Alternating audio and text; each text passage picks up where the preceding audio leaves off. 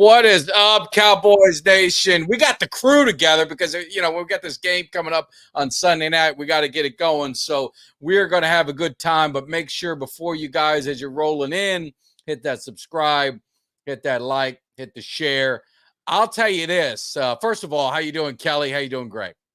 I'm doing good, man. Doing good, feeling good, ready for some more prime time football. Yes, sir. I'm feeling good too. And I want to come back wearing that shirt that Kay is wearing right now on the plane. Absolutely. Well, you guys know Greg is, if you don't know, Greg is going to the game. So he's going to be our boots on the ground. He's going to give us a pulse of what's happening. I expect it to be well represented by Cowboys Nation. So we are going to have a good time, and we're going to get into this game. I said it before, this is my favorite. I don't know about you guys, but Dallas, Pittsburgh, it just, for me, I don't know if there's anything better when you see those two helmets, lined up, offense versus defense. It's just something historic about it. So, Kelly, does the Pittsburgh Cowboys hold a special spot in your heart as a rivalry? Well, it's the last Super Bowl that we won was against Pittsburgh, so obviously that does. That's kind of my lasting memory of a Super Bowl is watching the Cowboys, win a Super Bowl over the Steelers, and it is a good rivalry because it's one of those, it's a dynasty that's, I feel like that they've been tied together for a long time. Through many different decades now. Pittsburgh's had more success recently than the Cowboys had. So, obviously they got 6 and we're trying to get that number 6. But, there is something a little bit special about that Pittsburgh. I don't think that for me, though, the hate level for Pittsburgh is not. Pittsburgh is more of a team that I actually respect. That's what I was going to say. Versus hate, right? Because I respect the way their organization goes about things. I respect the ownership, how they've done with their coaches. They've got a lot of patience. They let them build something, and they don't just move. What have they had? 3 coaches that they've had. So I respect that team, and I respect the way that they go about doing things. I like Mike Tomlin. I think he's a good head coach. I really like him. I respect the way that he goes about it. And they just, it's kind of like a blue collar team. You know what I mean? They come in and it seems like they always got a pretty good defense. It seems like they always got some guys that are physical. And it's, what's not to respect about that, and whereas some of these other teams, obviously like the Niners, the Eagles, I hate them, every single one of them, from the water boy up. So I think a lot of it is because we don't play them as often. There's not that hatred. I have a respect. I'm the same way. That was the first thing when you were talking. I'm thinking just absolute respect to the Steelers. We're just tied together with the 70s, and then we both were kind of, fell off a little bit in the 80s, and then we got back in the 90s. We play against them in the Super Bowl, and we obviously get a little bit of revenge, which is always good. I saw the Jackie Smith comment. Greg probably remembers that more than I do. I was like 2 or 3, 4 years old or something like that. But Greg, you're going up there. I've been there. It's absolutely a phenomenal place to watch football. You have, the backdrop of the river, the fans. At least when I went, they're very nice, very cordial. Hopefully it'll be the same for you, but you got to be pumped up to get up there. Have you been there before, or is this your first trip? No, this will be my first trip. My brother's been there several times because he's a diehard Pittsburgh Steelers fan. So I'm meeting him there. So we're going to go to the game together. Now, they're sitting on the Pittsburgh side. I'm sitting on the Cowboy side. I told them that was going to happen. But I'm really excited because I remember all the, the Super Bowls we played against Pittsburgh. I remember the Jackie Smith drop. And I remember that, but I also remember there was some other issues during the game where we didn't need to rely on that Jackie Smith catch in order to win. But it was the most prominent error of the game because he was wide open and it hit him in the chest and it bounced off. And that was in the 4th quarter, and we needed that. But my brother's fired up about it. I'm fired up about it. They plan on showing me Pittsburgh first. I want to get off the plane, and I told him I want to get off the plane. I want to go straight to the stadium, so I can do a video about I'm here at the battleground where the battle is going to happen, et cetera, et cetera, et cetera. And then we'll go around to Pittsburgh and do what we got to do. And I remember the last Super Bowl we played, we beat them, of course. Well, we got them back for those other 2. And we went up to Pittsburgh with Zeke, and we beat him in the 4th quarter when they thought they had us, and Zeke ran that 60 yards at the end. My brother didn't like that, but of course I did. So yeah. Looking forward to it. I was there at a different time, and it was the one that it was a Tony Romo. It was a Tony. I'm getting background. I don't know if that is that me. I can hear myself. I don't hear it. All right. I don't hear it. It's Tony Romo. When it was December, it was freezing. I'll have to post a picture of it. It was freezing cold, and we were beating them the whole game.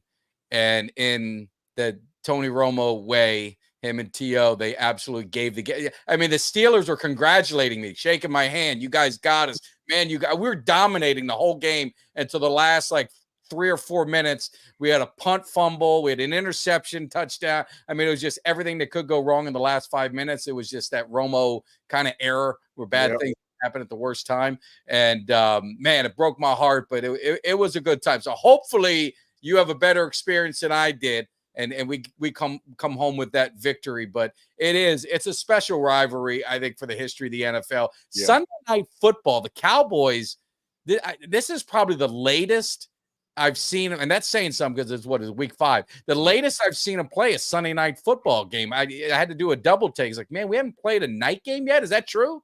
No, we played Philly last year. No, I'm talking about this year. We haven't. No, this year, yes. Usually it's the first 2 weeks we're playing a primetime game. We haven't played one yet. Yes, and it's going to be chilly. It's going to be about 52 degrees. So I'm taking Well, we had the Thursday night game. Yeah, but that's not the same as Sunday. Yeah, I mean, it's not Sunday night or Monday night, but it's the lone game of the week. The Thursday night. Yeah, no, but typically in typical fashion though, and I think it's and I don't know about you guys. I don't try to derail the topic, but Thursday night football, I don't mind it, but is it just me or does Thursday night football always seem like a very poor product?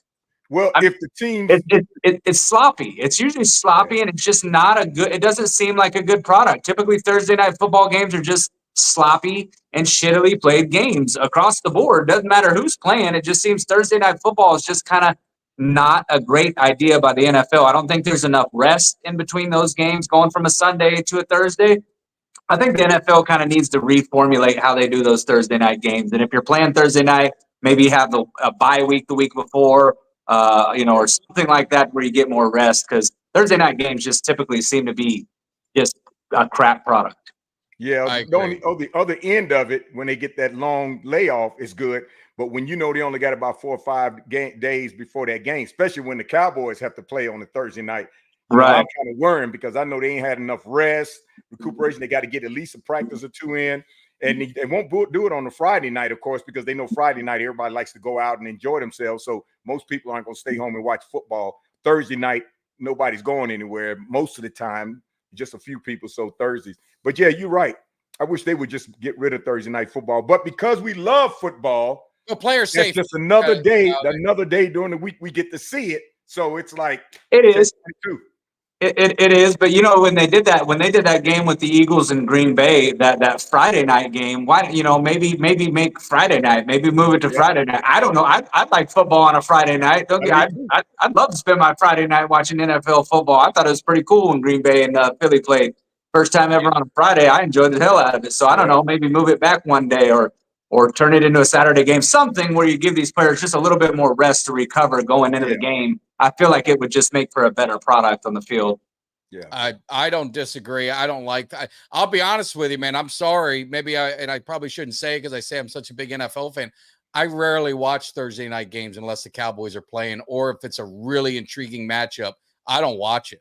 I'm just being honest. Me too. I'm not a big Thursday night. If I miss Thursday night football, it doesn't bother me at all. I'll watch the college game, like if they have a better college game, or just whatever. But it's just I don't know. To me, sometimes it gets to be too much of an overload. And like you said, the product is definitely sloppy. But hey, what's up to everyone in the chat? I saw Chris, SoCal, Doug. I hope you're doing good, man. That storm, man. I cannot believe the damage it did up in the Carolinas. Yeah, I know. Power back. So. My sales guy and his family up in Charlotte as well. They got hit pretty good. I didn't realize it was going to do that much damage up there. And I mean, I was looking in our a quarter mile, maybe half mile from my house. It's like a totally different place. Mm-hmm. It's just amazing the damage that the storm surge did. And that's the thing that you always worry about. So all you guys that were affected, definitely Definitely thinking of you guys, though, man, for sure. But hopefully we can get some cheering up to do and we can get these Cowboys going. But I wanted to do a couple quick announcements, if you can just spare me a minute. And I need to do it a couple times because we weren't very good at the Cowboys Cave tailgate party, and we did not do our giveaways. How embarrassing. We did not do the giveaways. So we've got a couple giveaways that we are going to be doing. The first one is a new one. There's the Autograph app is actually giving away a Dak Prescott signed jersey, framed. All you got to do is download the app, reference Mike Tag, get it going. And I believe that contest is going to not end till January, so you have time. So just to make it a little bit more enticing for you guys, the Cowboys Cave is going to up the ante. Your boy doesn't live in Texas, and neither does Kelly, and neither does Greg. So I have a $250 gift card that we are going to raffle off, or not even raffle, give away. And all you've got to do is download the Autograph app, send me a DM, send Kelly a DM, send Greg a whoever it is that you know on this show. Send us a DM with a snapshot of you signed up for the Autograph app. You'll get entered into contest. We'll run it a few weeks, and whoever the winner is, now probably you want to be in Texas or wherever there's a Tom Thumb, I guess, we will be giving that away. So definitely do that. And then lastly, I was a bad guy, and we're supposed to give away this. It's a beautiful piece, Defender of the Star, definitely a custom cut by our man Cuts by Jones, signed by the Defender of the Star. So all you've got to do for that, you've got to be at the tailgate. So all you got to do is send us a picture or just say, hey, I was at the tailgate. I know a lot of the people. I know Kelly does as well. Greg knows. Or send a picture, and we'll enter you in. We'll do it for a couple weeks to give people time, but we forgot to give that away. So we got those two things going. So please make sure you do that. And what about the bottle? I think you're the Funko Pop. And the Funko Pop. And the bottle. 3,000. The 3,000. 3,000 subscribers. I got distracted because I see someone in the background. The 3,000th subscriber, we have a Bob Lilly signed Funko Pop, which I'll put up right here. We are going to do that as well. Now, this is going to be a live giveaway. So next Wednesday, we are going to do it live. I'm going to be jotting the names down in the chat of the people who are live and in the chat and comment, and we're going to give it away that night. So that'll be given away, and I'll be sending that to your house. So we've got a lot of stuff to do and a lot of giveaways. But more importantly, I do my eyes deceive me, but I think we might have somebody in the cave, and it's none other than that hitting machine. There he is. Eugene. What's up, fella? In the cave. What is happening? What's up, Kelly? Look at you. You look different. Have you been in the sun? You almost look like you black. What's happening, Cap? You like you black, brother. What's up? Huh? I know the Cowboy just running you crazy. You're sick about the Cowboy. Huh? A little bit. A little bit. Y'all look just alike, boy. I'm talking about for real. Mark, what's up, Mike?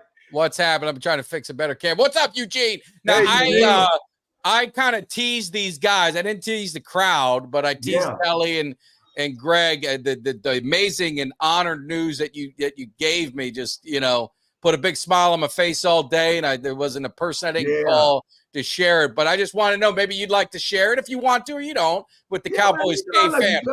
I like to share with my family here on last Friday. Well, I had heart surgery, but then I had even a couple of days after that, I get a phone call from the president of this organization. And it happened to be the president from the Texas Hall of Fame. So some years ago, I was already in, but when I got in a little trouble, they took me out. But he's retiring this year, and he said he hadn't been able to sleep because what he did, was wrong. And he asked me to forgive him and accept his nomination. Not only the nomination, but I'm in the Texas Hall of Fame. Congratulations. That's a big honor, and we love you, Gene. Well deserved. Well deserved. Absolutely. I saw Congrats. some of the names on that you're, in with. And I mean, it's a lot of heavy hitters and a lot of great athletes and a lot of people well deserving of it. So we are proud of you, Eugene, and we can't wait for this day to happen. I mean, we might have to bring a whole crew down there. I don't know. Hey, Are people allowed to show up? I'm just telling you right now, if you're not hungry, don't bring your ass down here. You gotta be hungry. You gotta come with a winning attitude. Everything gotta be right, bro. I'm talking about for real. But it is such an honor. It's an honor for me, and I haven't stopped. Every time I think about it, I tremble because I've been waiting so long for these types of things to happen, and now God has just prepared a way for me. And it's back then, if I would have got in, it wouldn't have been right. But it's at the right time right now. So I'm elated, and again, I can't say enough. I don't know. It's just hard. It's just hard to describe the way I feel. Yeah. But what? The way my body feel, shit, yeah. We deserve that, baby. We did that. We did that. So well, congratulations on your surgery too. Yeah, man. I tell you, I'm here with some great friends of mine. Dre, where are you, Dre?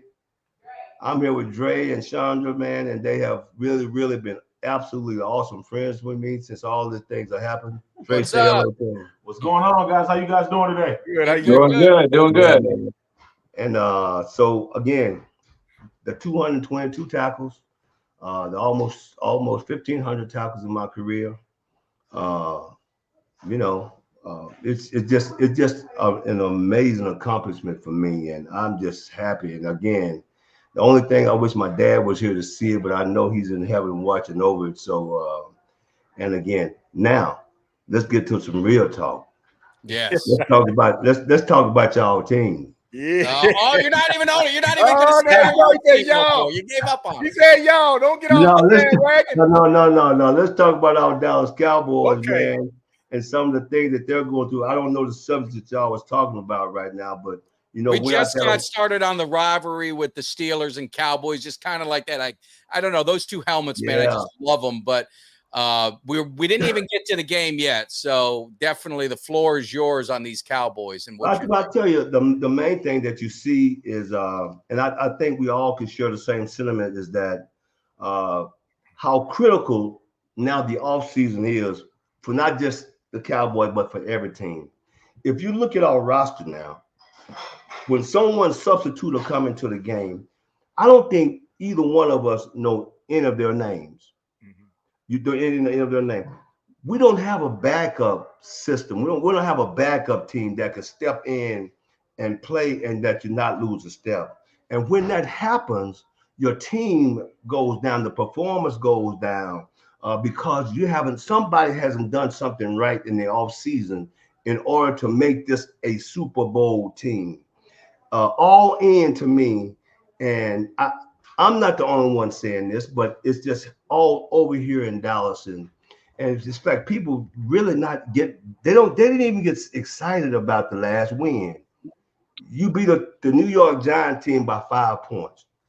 Now you got Parsons out, you got Tank Lawrence is out. Who do you replace him with? You already can't stop the run. And people say, they can't run the ball. Well, you're so far behind, you can't do nothing but throw the ball.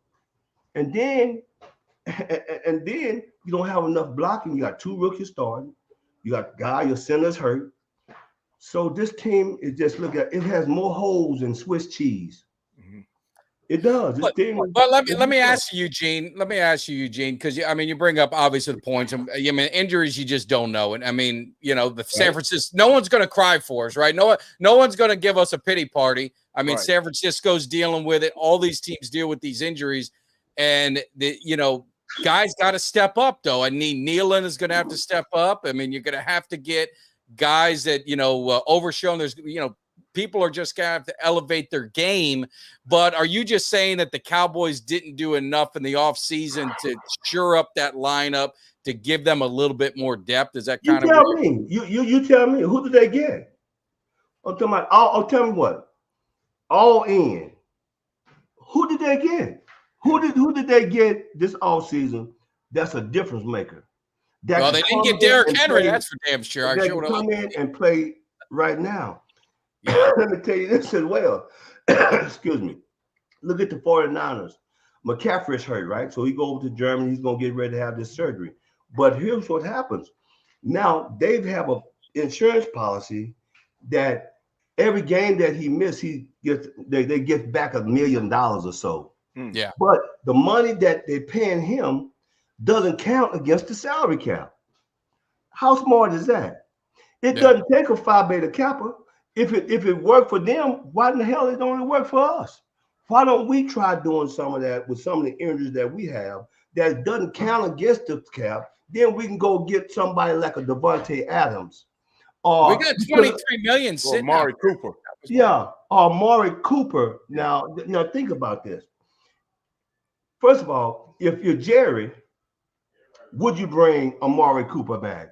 Because of the way he left and it wasn't satisfactory with Jerry. Or if you're Amari Cooper, would you want to come back? Yeah. Because of the way that you treated him. Now, that's not going to work. But why can't you go and get this Devontae Adams? Devontae Adams on one end, and you got CD on the other end for the mix. Let me take you back for a minute. $5 million ago, why couldn't we go and get Derrick Henry? That's the one that gets me. Yeah. Why can you go and get somebody? He's living here in your backyard. He's calling you every day and wants to come and play for you. And you got the audacity to tell me you can't make room for $5 million to go get someone that can make a difference in your football team. He and Dak has the same exact agent. His agent could have told Dak, hey man, look here, take this $5 million off it because it's going to help you be a better quarterback. It's going to help this team to be a better team. And now people got something to get excited about. Instead, he come down to Dallas and almost handily beat them by himself. And then he stepped out the next game and did 87 yards on the first carry. Zeke, I love him to death. He's got 81 yards for the whole season. This man had 87 for one carry. Now you tell me. Yeah. Why are you bringing me down? That's supposed to. I'm not bringing you down. I'm telling your ass the truth. I'm telling you the truth, and that's what the Cowboy fans deserve. They tired of hearing talking about you being all in and we don't have no money. Well, hell, go trade that damn yacht in. Well, and I feel the same way, especially when it came to that Dak situation and that $5 million. He could have siphoned that $5 million off of Dak. That could have gone towards Henry. Henry got the deal that he got with the Ravens. We could afford that. And Henry was really looking forward to the Cowboys calling because that's why he kind of moved to Dallas and was working out. But not only that, I didn't find out till later that Dallas never even called him to discuss. He called them. He called them. And this is a guy. Look at this young man. He takes care of everybody. He doesn't eat a meal until 4:00 in the afternoon. You're talking about discipline, and you're talking about a train wreck. Who's the number 21? McCoy, that's that's in the defensive back. Who? Carson? 21 you're talking about? Yeah. Derrick Henry made a highlight rim off the way he did him. Yep, he sure did. He ran by him. He ran through him. He stiffed on him. He slapped the shit out of him. What else? He did. How in the world you think that guy? You think he went outside his house after the game? No. He was out there next week. Hey, let me tell you, the way that you see the Cowboy fans now, when they leave a game, they're not excited about any of it. It's like they're in so much hurt. They're hurting, man. They're hurting inside. And for the last 2 home games, it seems like the other team has more fans than the Dallas Cowboys. And that's never happened in the history. Usually we have more fans in the stands when we go somewhere, but the time has changed. Are you America's team still? Or are you just another team? But Mike, and you've heard me say this on the show over and over and over. when Jerry said that all in, my biggest pet peeve about what Jerry's doing is not watching these successful teams over the last 3 or 4 years. And I always say, you got a GM that's sitting there saying in the middle of the season or the 4th game of the season or 5th game of the season, he's saying, we're looking good. Now let's go over here and get this guy from so-and-so. Oh yeah, now let's go get this guy and enhance our linebackers. Let's go get so-and-so. These teams are getting plug and play players during the season to enhance their team. The 49ers did it. The Chiefs did it. The Eagles did it, but we didn't do it. Not only did we not do it, when free agency came up and you had Jerry to call in on the show, and I asked him, I said, Jerry, I just want to know, are you going to get anybody in a running back position during this free agency as a beast to help Pollard? And what did he say? Let me tell you, I wish Kelly could put it in his words, but he said, Kelly could put it in his words. He said, the Pollard's tank is running on empty, and sometimes you got to go with what you got. I could have fell out of my chair. That told me we weren't getting anybody, and that just hurt my feelings right there. But then, how can you trust him? Because before he said that, he said we're all in. Yeah, We're 12-4. We just that far away. We're all in. We're going to get everything that we need. See, it sounded like Jerry was hungry, didn't it? Yeah, it did. It sounded like he was hungry for some Super Bowl. He was tired of being 12-4 the last 3 seasons. It sounded like he was hungry. I don't know what changed his damn diet, because he didn't act like he didn't eat like he was hungry. He got me excited. There was enough players out there in the free agency that this team could have filled a lot of holes with, but they failed to do something. It's just amazing. Now let's talk about this defense. What are you going to do? How are you going to replace Lawrence? How are you going to replace Parson? Well, you're not going to replace them, but let me ask you this. I mean, obviously you can't replace. I mean, when you're going to those are 2 All-Pro, Pro Bowl players. You're just not going to, I mean, your backups aren't going to be them. But can Zimmer be creative? That's one thing I wanted to ask you guys. And since we got a hit machine here, ask you, could you take Overshown and blitz him more? Could you blitz from the safety? Can you do something with your linebackers to create pressure and get pressure on the quarterback? I mean, you're going to have to create it that way. Would you say so, Eugene, or what's your? Yeah, absolutely. You can be creative, but let's look at this. You wasn't even creative with both of them on the team. How creative can you be? You can't stop the run with them on the team. Well, we did give the Giants 1.1 yards a carry. Let's give them a little. We talking about the New York Junks. The Giants got 175 yards against these Redskins that everyone wants to anoint. They got 125 yards against the Browns. They got 147 yards against. I mean, they ran well. We can't deny that. You truly are a fan. I am a fan. I'll always find a way to win. Well, we're all a fan. I'm saying yes, you can be creative. Why can't you be creative when they're on the field and not let New Orleans Saints come in here and beat you like that, and not let Baltimore come in? Why can't you be creative then? You got to remember something. This man has been out of coaching for 2 to 3 years. Yeah. He's lost a little something. You're playing 70% zone defense.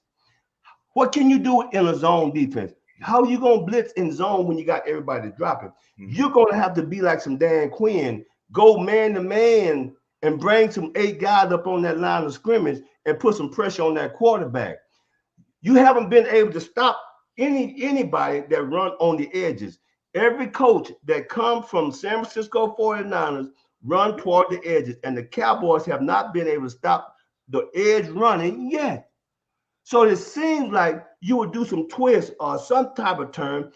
I don't understand it, man. When you get out there and you look at it, and I promise you, the last 2 games, the first 10 plays, I called every play. They don't move anybody on offense. It's just so vanilla. They line up in a formation and they run it. When you do that, then the other team can bring up 8 guys because they know when you're going to run the ball, when you got our formation. They know when you're going to pass the ball. It's so simple. I haven't played football in a long time. But if I can see it, and these guys studied the Cowboys for 3 games, they studied them Every single play. They know down and distance. They know position on the field, and they know formation. And because of that, they become offensive minded. What makes you a better player, make a defensive player, is that you become an offensive minded player. So again, where does the teaching come from? Where is the leadership coming from? There ain't nobody on this damn team that's hungry. They ain't hungry. For real. They aren't. The owner ain't hungry. The coaches ain't hungry. Change something.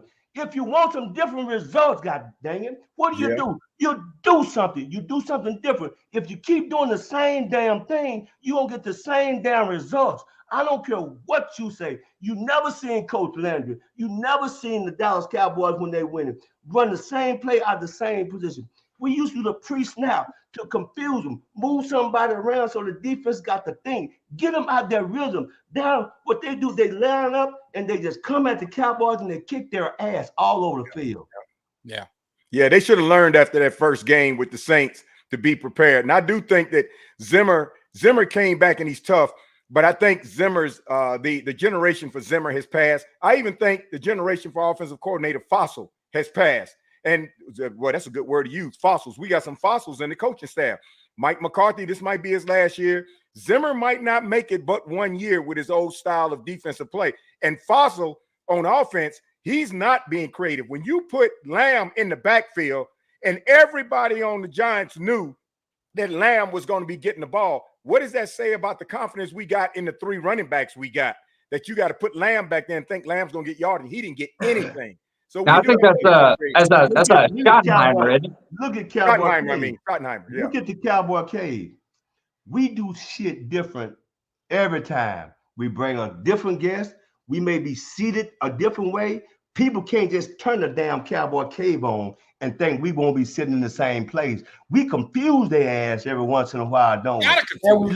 And we look good. Doing it. Now, look, we got the 2 white boys up top. The 2 black guys. Do I got to switch that? Are we in trouble here? What's going on? So me and the homeboy here, we got to get hungry so we can get back up on top. Both of y'all can't be on top, okay? One of us got to mix this shit up a little bit. That's what the Cowboys got. There you go. That's what we thought. We look like the Brady Bunch. Why can't the Cowboys do that, man? Why can't you switch it up a little bit? We're looking like the Brady Bunch out here. Huh? We look like the Brady Bunch out here now. We just switched it all up. That's it, baby. It doesn't matter, man. But again, I think now you think about the rest of this. Look at this. Look at our schedule. We got Pittsburgh coming up in Pittsburgh. Tell me, Detroit. Tell me if you look at this team right now to Thanksgiving, what do you see their record being? I'd hate to say it. 25? I don't think Eugene, I gotta again. You're gonna call me names, so go ahead and do it. Let's pump the brakes on a lot of things. Let's say the San Francisco 49ers. They ain't looking so hot. You know, the New Orleans Saints started hot. They lost 2 in a row.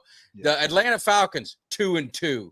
All these teams are 2-2. Green Bay Packers 2-2. The best team in the NFC is the Minnesota Vikings, who got rid of their quarterback, got a journeyman. They're 4-0. I just think the way the NFL is today in the NFC, and there's no training camp. They don't hit.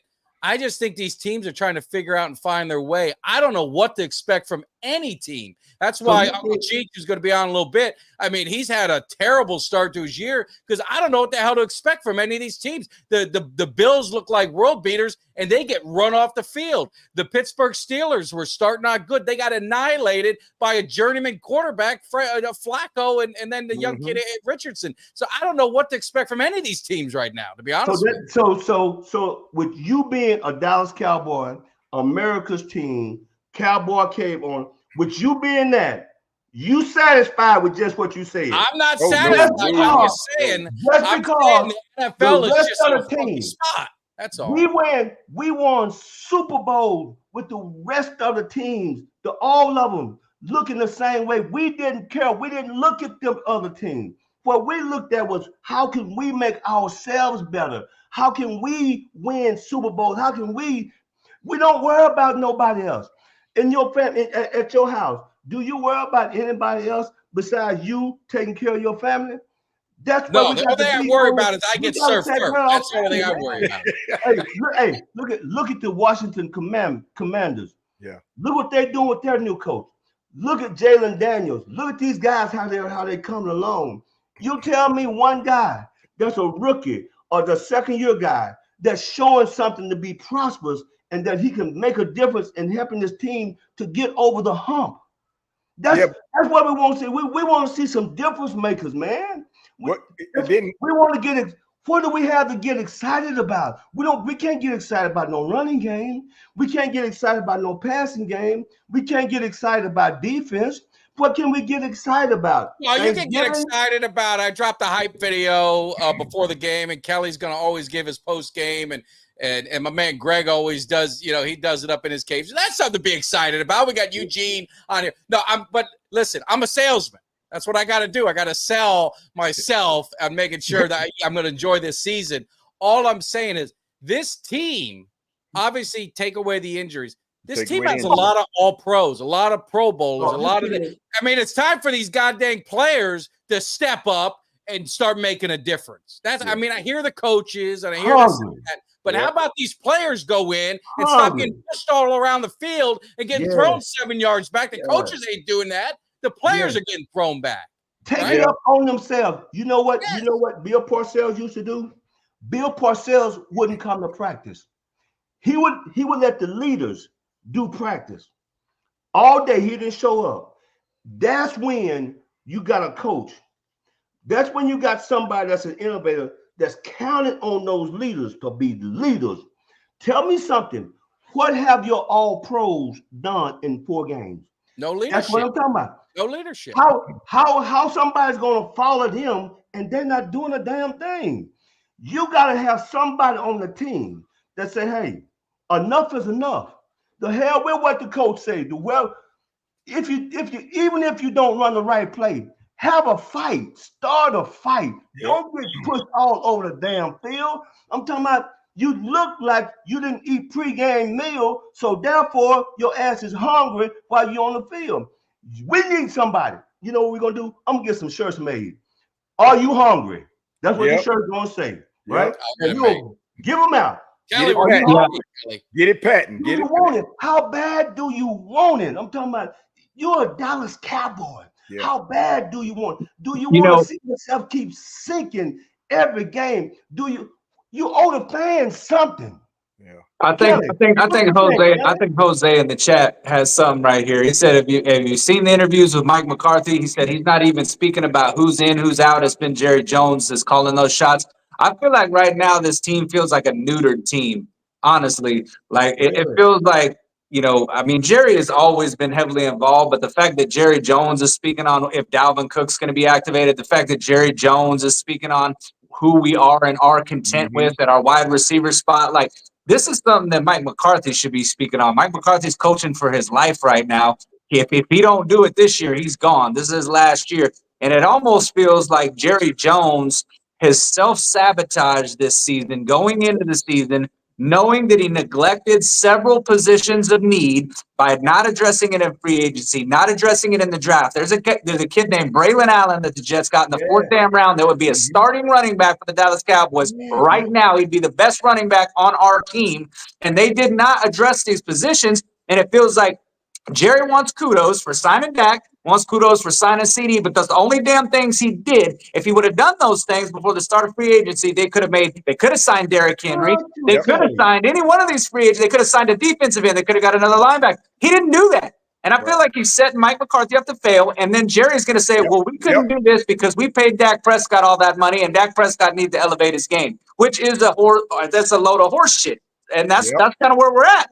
Well, you nailed it. When they went to training camp, when they first went to training camp, and Jerry had the mic, he said, we have addressed it. We have addressed. They understood. We addressed our running game and stopping the run. What does it look like now? Yeah, I don't know where they address that. He can address it, but he didn't have a remedy. You remember him saying that, though, right? Yeah, he addressed it, but he didn't have a remedy. That's what it was. You can address something all day long just for the media, but if you haven't done anything about it, And see what's killing me, all of that said, and Kelly, point blank, 100%, all of that said, what kills me is we continue after the beat down at home twice at home and barely getting by the Giants. We continue not to go and get anybody. Dalvin Cook is ready to run the damn ball, but we won't pull him off of the practice squad and bring him in. There's players out there right now that Jerry can go and get and said, okay, I took my ass whipping for 2 games and I should have learned and I didn't. Now I better go out there and buy some players. And he still won't. And it always makes me wonder, is there something Jerry's not telling us financially or a secret that he's trying to do, like Kelly said, which makes sense now, to set up Mike McCarthy for failure so he can bring in somebody he already is thinking about right now. And I damn sure hope it ain't Belichick. And I think it is. I think it might be. Which is funny because Jerry Jones keeps getting these old heads. And I'm sorry, man. You need some of these young dudes that are innovators. Get a dude from the Shanahan offense. Get a guy from the Shanahan tree. Can we get one of those? That's what you need. Maybe After I saw that, how to stop the edges. Now it's a shame because McCarthy is like he's scared to say anything. Yeah. It's like he's scared to lead this football team. You got guys out there right now, that just like Mama said, right now that could come in and start for this team and make a difference. You already see some of the mistakes that you made because in Dallas, Texas, they killing their ass for not bringing Derrick Henry in. Oh yeah, they are killing. They're asking questions. Why in the world won't you go and get Devontae Adams? Why can't you do that? What if you had a choice? Tell me something. If you had a choice for Michael Parsons and Tank Lawrence, who would you put on the field?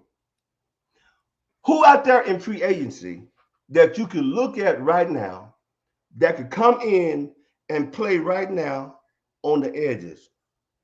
Well, there's none now. Yeah, it is from the Jets. From the Jets. What's his name? No, you'd have to trade for him. You have to get Reddick. If you're all in, you got guys want to trade him.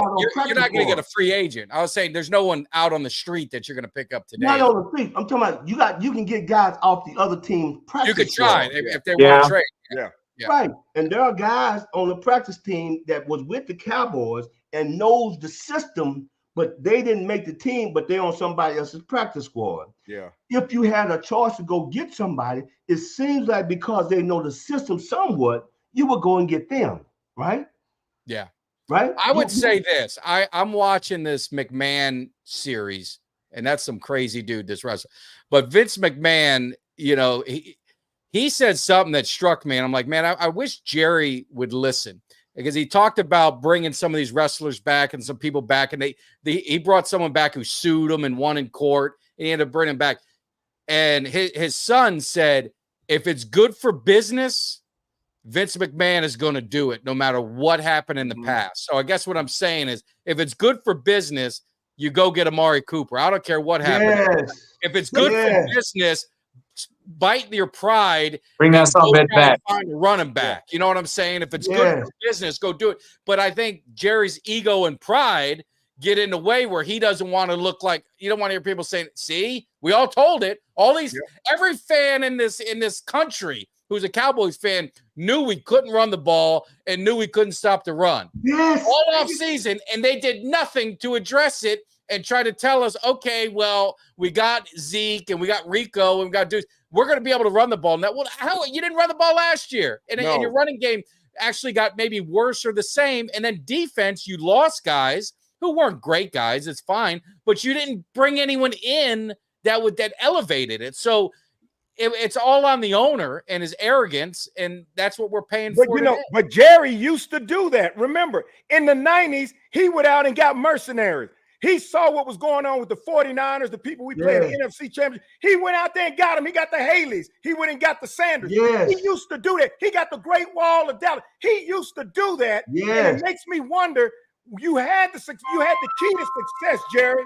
What is it over the years that you forgot about that blueprint that you don't go out there and continue to get. He had the keys to success, but now all of a sudden he stopped doing it. And I think it's because he wants to get people on the cheap, and people ain't going for that no more. You can't get them on the cheap.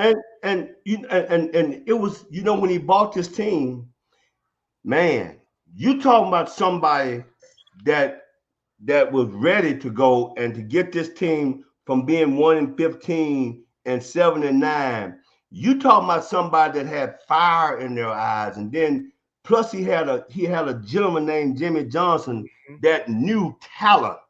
Yeah, because he had been coaching talent all of these years, but with Jerry's tenacity and the way he handled his business, and with Jimmy Johnson being this coach that knows it, they were inseparable. But they were winners right then, and his focus was on nothing but getting Cowboys back to the Super Bowl. And with those two, when they put their energy together, when they looked at every draft, when they looked at every player, Jerry didn't have to look, because Jimmy he already knew him because he coached against them and he played with a lot of them. And he went out and allowed him to go get everything that he needed. He even traded me for Russell Merlin. So which was a good choice, because I was on my way out, but it was a bad choice because I was the only one that was hungry. But anyway, then I sent you up to the cold. And then he sent me up there to damn cold New weather. England, where it was a cold business, man. But it's cold in New England. I'm telling you, it's cold in New England. But I'm telling you, when Jerry had that youth and that tenacity, when he looked like he was ready to fight, man, because he couldn't wait until the football season started. And man, and Jimmy, when they would say, we guarantee that we're going to go to San Francisco and we're going to beat your ass, the offense would say, we're going to line up in an I formation. Emmett's going to be in the backfield. Darryl Johnson, and we're going to run the same damn play, and you can't stop it. Yeah, that's when you saw the Cowboys. That's when the glory. That's when you wanted to wrap your arms around Jerry. Now, sometimes you make you want to, but I'm just saying. Yeah, that's what it's all about, man. Jerry, we need you to take a deep breath. Whatever it is that you can do, but let us as Cowboy players and Cowboys fans enjoy your tenacity one more time. Give us something that we can be proud of. Jerry, don't eat for a couple of days. Yeah. Get hungry, goddammit. But what do you think? Get hungry, Jerry. Hey, Kelly. Why do you think? Tell him to get hungry, man. Get hungry, Jerry. Hey, why do you think Jerry won't Tell him do to it? get hungry, Mike. You don't understand nothing else. They're not all about glamour. They're not all about the women and girls. Give me somebody that's hungry. Give me somebody that's hungry. I need somebody. So, Gene, why do you think Jerry doesn't do that anymore? Why do you think he doesn't go out there and get those mercenaries and bring them out there? Hold on. I got a quick thought on that. I know why, because you said Jerry used to have the keys. Jerry lost them fucking keys about 5 years ago. He lost them fucking keys. Like, I don't think they really know how to manage the salary cap right now, because They don't. if you don't put yourself in this kind of position, but we still got 20-something million, right? Almost 24. We're going to sign the other guys, right? Yeah, almost 24 million right now. You can go get two. You can go get two players. If I was them, I would trade a number one for Devontae Adams. He's that good. That guy I'm not going to go that far. You don't think he's that good? He's declined the last 2 years. I wouldn't give a 1 for him. No. I think they said Vegas shooting for a 2. Okay. Would you give a 2 for him? Me personally, what do you say, Kelly? I would rather have Amari. Me personally, and that's who I want. That's who I want. Amari. Amari can run those. He can run his routes precisely. He gets open and he's consistent. But do you think Jerry would swallow his pride? He needs to. He'd be a lot cheaper too. He'd be a lot cheaper. And if he's all in, like he says, he's still got one bridge left to cross to save himself and put this behind us, and we can say he's trying to move forward. But somehow he's got to come out of it every year. And you've heard me say it over and over and over, Kelly and Mike. I say every year Jerry does one major thing to sabotage the team, and this year is no different. What one thing did he do to sabotage his team this year? Not go out there and get the players he needs to get to enhance what we got to have. He did not do it. And he's still on that. I like what we have. I like what we have. Well, we're on. He said he liked our running backs. He said he liked our running backs. Now, I'm sorry. You could be Stevie Wonder and still know we ain't got no damn running backs, man. You ain't got to have two eyeballs to know we ain't running the ball. The lead goddamn rusher. Our longest rush, I think I saw something today that said our longest rush this season was CeeDee Lamb at 12 yards. 12 yards without CeeDee Lamb. A wide receiver. And Henry. We don't have a running back that has a 10-yard carry. No. Listen to me. Mike, let me ask you something. Do you think if we had a Derrick Henry, do you think that he can make a difference? Do you think what do you think our record would be right now? They'd probably be 3-1. Yep, at least. And his leadership alone and what he does on the field would scare the rest of the players into playing like they need to play. Because they'll see Henry and they'll say, "That's a damn dog. It's infectious. Step my game up. I got to step my game up." That's a football player. Yes, sir. But the thing that really bothers me is I don't see anybody getting mad, starting no fights. There are no fights. I'm talking about where are your all pros? Usually when you have superstars, they always show up. When are your superstars that's making all this? When are they going to show up? That's my thing. That's what that's my thing. We need somebody just to show up. Just to show up. Get out there and do something. Yeah, and there's one that Mike, you know how I am about it. I'm not a hater, but there's one that I told you he should be the outspoken leader of the team, and everybody should listen to him almost like he's God, and his performance ought to be the same way. And I barely know he's in the game. Unfortunately, he's hurt. Yeah, D. Lawrence. You know, be talking about Michael Parsons. Because D. Lawrence to me should he's talking about he should overwhelmingly be that guy that says, "I'm telling y'all, if y'all ain't here to play to win, y'all need to get out of here." I don't see it, and I don't even know that he's on the field most of the time because I don't see what he's doing. Well, but a lot of times he's being double teamed too. Well, not as much now. Yep. Not as much now because they double teaming Parsons. They can't double team both of them.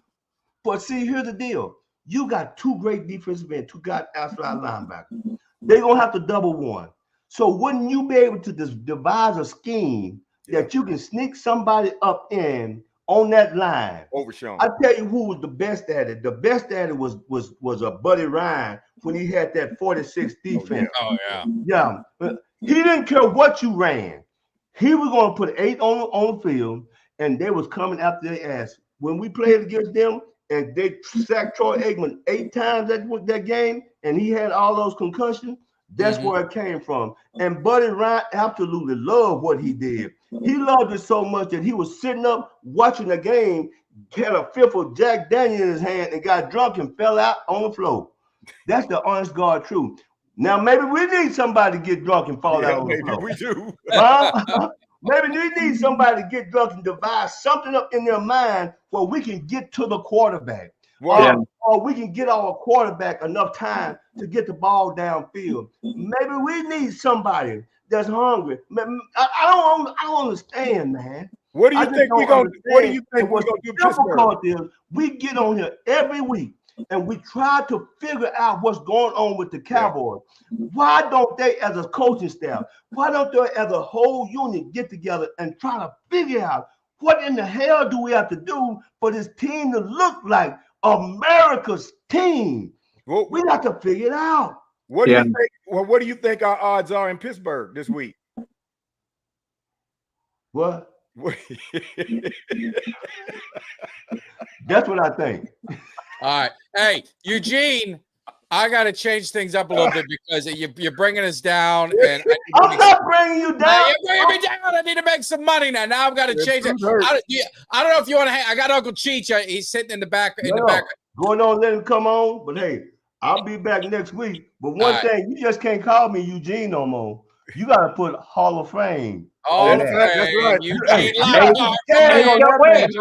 HOA, baby. Hey. Hall of Fame to the hall, y'all. To the hall. To the hall, y'all. To the hall. Love you guys. Love you, man. All right, we'll see you next week, Eugene. Take care, buddy. Baby. All right. All right, boy. I got to get something to pump me up, guys. We got to take a little Cowboy break. We got to bring in our Vegas Insider because we got to figure out how to make some money because Eugene he's bringing. I don't know about you guys. He's bringing me down. He hit us with the truth, though. He is with the truth, and I know the truth hurts sometimes. I know. We love Eugene. Hold on 1 sec. Hold on. Let's see. Where's he at?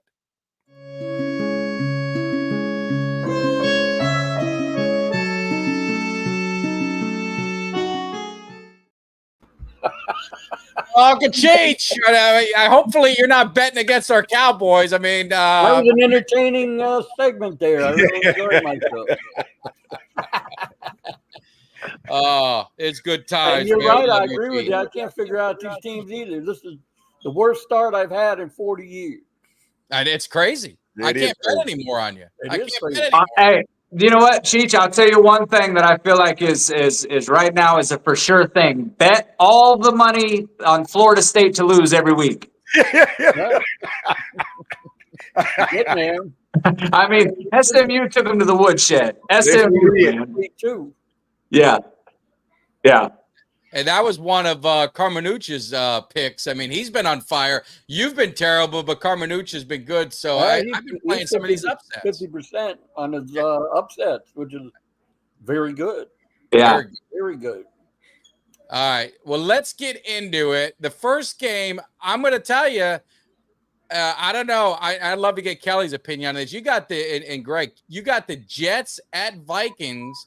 And you're taking the Vikings, giving 2.5 to Aaron Rodgers and the Jets. He's familiar with the Vikings. You know, he's familiar with that building and this and that. That's a gutsy pick. What say you? Well, the way the Jets played last week, I don't think so. You got a Hall of Fame quarterback, and 9 points is the best they could do. Yeah.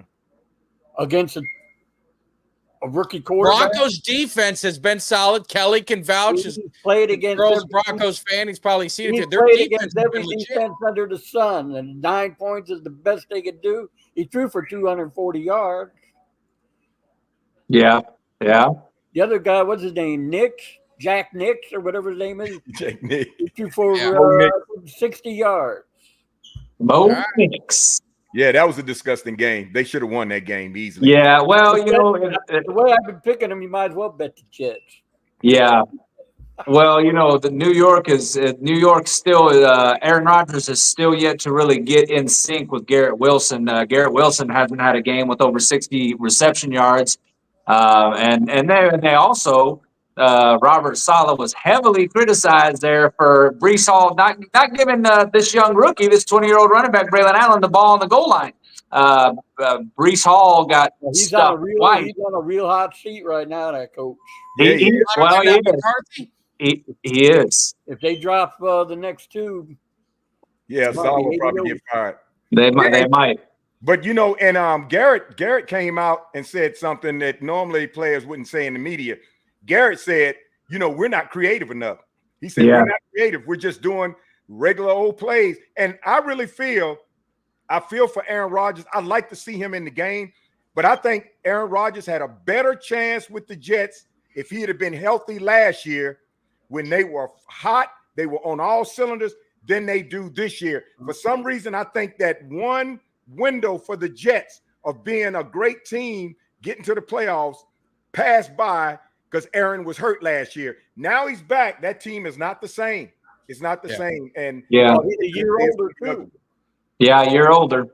Yeah, he's a year older. I know. I feel it when I'm a year older. But Zala's relying on him too much. Zala's relying on Aaron's arm too much instead of trying to use all the other weapons. Yeah. Well, it's going to be interesting. We'll see how they do. But the Vikings have been hot. They're 4-0. Yeah, So They are. I get it. Your next one, you got the Ravens, who absolutely took the Bills to the woodshed. Made me feel a little bit better about my Cowboys beating that we got from them. Maybe they're just that good right now. Going against the Bengals, who got right, they got a win, but still haven't really looked that great. Now they haven't looked good. The Bengals. No, not at all. The Ravens looked. I mean, I thought they'd make a game of it. I thought it'd be a decent game. They just destroyed them from the first quarter on. And with your running back, you should have had. Yeah, I know. I mean, that's another thorn in the side. Yeah. I mean, we Uncle, Eugene Lockhart had to bring us down with that. Derrick Henry, now you did too. I guess it's a common theme. Let's talk about your upset. We'll get to Carmenucci's, but let's go to your upset.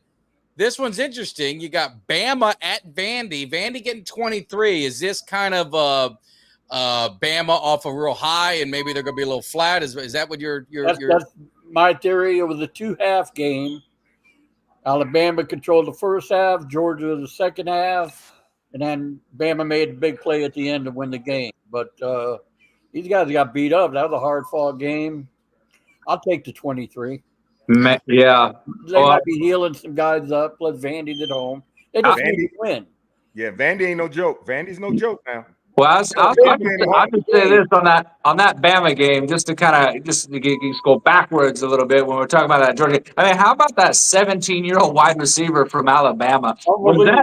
In my opinion, that catch he made on the sideline to run in for that was one of the greatest moves. I mean, to contort his body and then turn around, land, and go, right into full speed. I mean, that was an amazing play to end the game. I was thoroughly entertained. I thought Alabama was going to blow Georgia out of the water. But, I mean, a 17-year-old wide receiver having that type of composure and making the game-winning play was pretty damn incredible to watch. Oh, yeah, it was great. Yeah, absolutely. If not for that catch, they lose the game. Touchdown, too. Yeah. Back again. I enjoyed the hell out of that one. I shut it off because I thought it was over, and then I started watching something else, and then I flipped back on. I'm like, Georgia's winning? What the hell? Remember what Yogi said? It ain't over till it's over. It ain't over till it's over. 60 minutes ball game. They're blowing them out. The lock of the week. This one I'm not feeling too good about for you, Uncle Cheech. I just don't know. But you got the Browns at Washington. Washington given 3.